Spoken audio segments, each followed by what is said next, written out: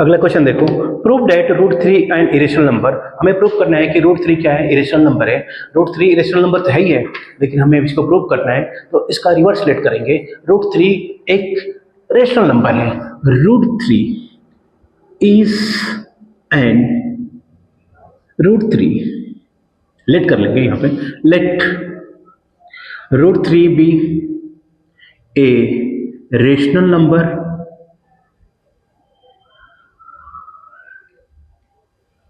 Root three एक rational number है। अगर रेशनल नंबर है तो इसको पी बाई क्यू के फॉर्म में लिख सकता हूं। Root three is equal to P by Q. Explain दो, पी और क्यू क्या है। पी एंड क्यू आर को प्राइम नंबर, को प्राइम नंबर है। को प्राइम नंबर क्या होता है, जब हम इसका फैक्टर करेंगे तो उसमें कोई भी कॉमन प्राइम नंबर ना हो। दो ऐसे नंबर जिनका हम एचसीएफ निकालें तो उनका वैल्यू कितनी आई, 1 आए।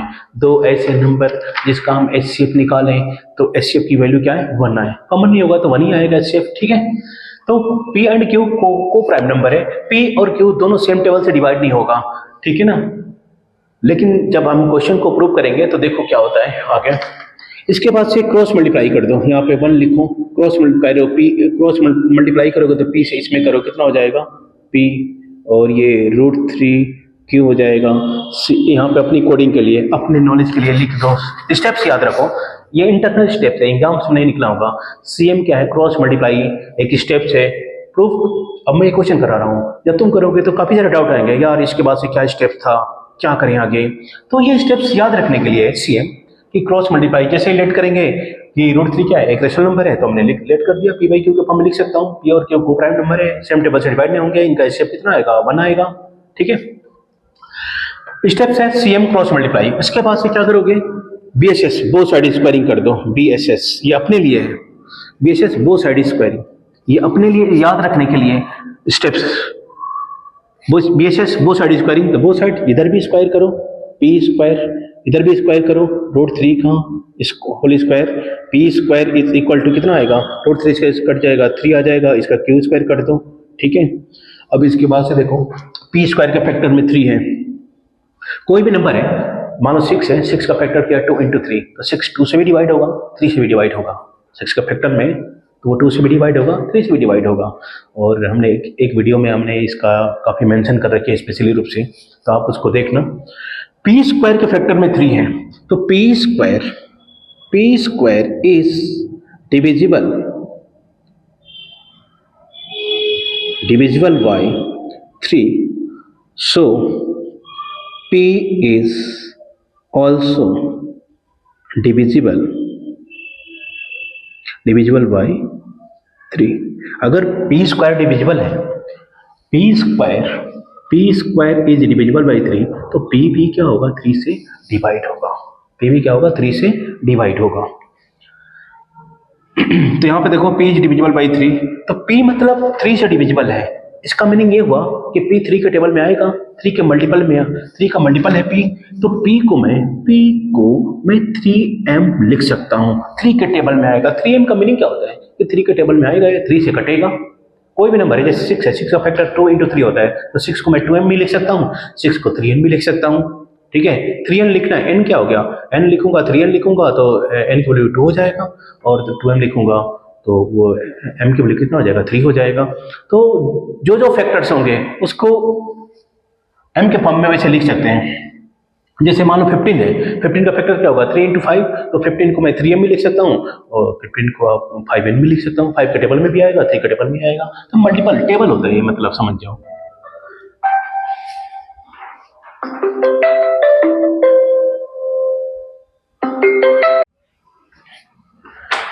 आगे देखो, तो इसको इक्वेशन नंबर, जैसे बहुत सारी स्क्वायरिंग किया, इक्वेशन नंबर 1, इसको इक्वेशन नंबर 2 कर दो। इस p की वैल्यू को स्टेटमेंट 1 में पुटअप कर दो। करते हैं पुटअप, तो जहां p है वहां पर रखो p फ्रॉम, लिखो फ्रॉम 1 and 2 से, p की जगह पे लिखो 3m, p की जगह पे p है, उसकी जगह पे लिखता हूं 3m, और इसका पावर 2 है तो वो भी तो लिखूंगा, राइट साइड में क्या है, p की जगह पे लिख दिया, राइट साइड में क्या है 3q स्क्वायर लिखो, सॉल्व करो, ये कितना होगा, होल स्क्वायर है 9m स्क्वायर हो जाएगा, और ये कितना हो जाएगा 3q स्क्वायर हो जाएगा, डिवाइड कर दो इसको, कितना हो जाएगा 3m स्क्वायर, मल्टीप्लाई में डिवाइड में 3 से मल्टीप्लाई है, इधर क्या होगा डिवाइड होगा, q स्क्वायर, तो q स्क्वायर की वैल्यू कितना आ जाएगा 3m स्क्वायर आ गया, तो q square is divisible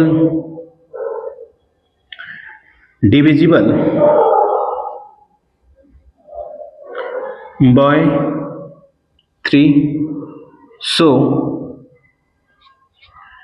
q is also divisible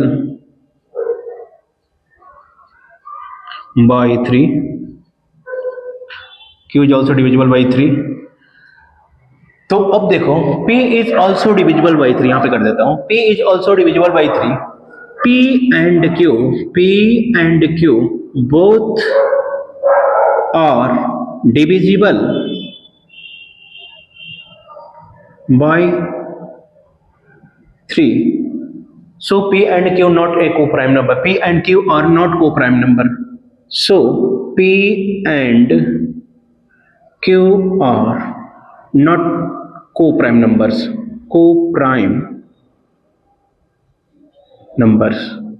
ये co-prime numbers नहीं है, दोनों 3 के टेबल्स से डिवाइड हो रहे हैं, तो दोनों 3 के टेबल से डिवाइड co-prime नंबर नहीं है, ठीक है, हमने क्या ले लिया था p और q co-prime नंबर है, p जिससे डिवाइड होगा q उससे डिवाइड नहीं होगा, अब हमने देखा कि p 3 से डिवाइड हो रहा है तो q भी 3 से डिवाइड हो रहा है, तो ये co-prime नंबर नहीं हुआ, हमारा एग्जाम्पशन क्या, हमने लेट किया था ये co-prime नंबर, हमारा एग्जाम्पशन क्या हुआ, रॉन्ग हुआ, so our assumption is wrong, so our